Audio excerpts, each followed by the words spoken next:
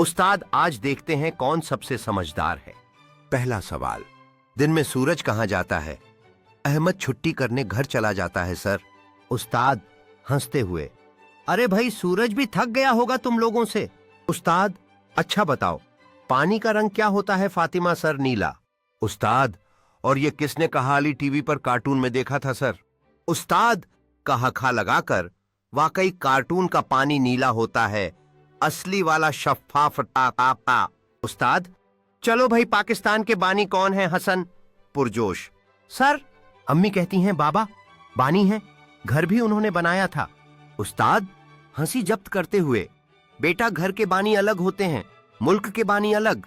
उस्ताद, अब बताओ किताब क्यों पढ़ी जाती है आयशा? ताकि इम्तिहान में नंबर आए सर। उस्ताद, और अगर इम्तिहान ना हो आयशा, फिर किताब आराम करेगी सर। उस्ताद मुस्कुराते हुए, वाह भाई, तुम सब तो दुनिया के सबसे दिलचस्प तालिब इल्म हो। ख्वाब में स्कूल नहीं होता। उस्ताद, चलो आखिर में एक आसान सा सवाल, ख्वाब में पढ़ाई क्यों नहीं होती अहमद?